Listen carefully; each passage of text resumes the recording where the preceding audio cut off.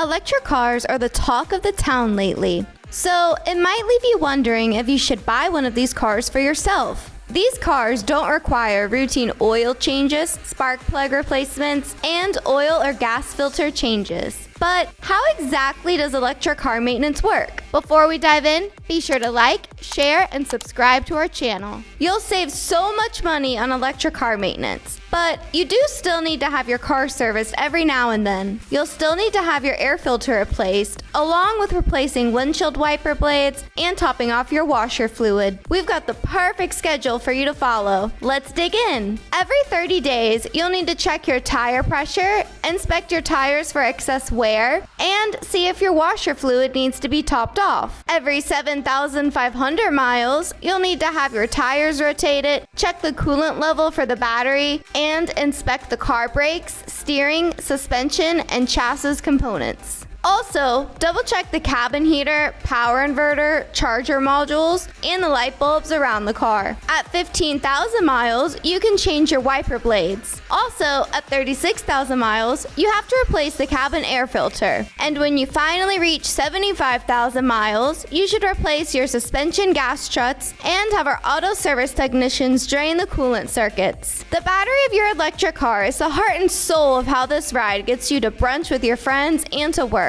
Typically, there will be a warranty for the battery, which is generally for 8 years or after 100,000 miles, or whichever comes first. However, if you want to keep your electric car long term, then you'll have to pay over $5,000 to replace the battery. Have a car maintenance check at Toyota of Clermont at 16851 State Road 50.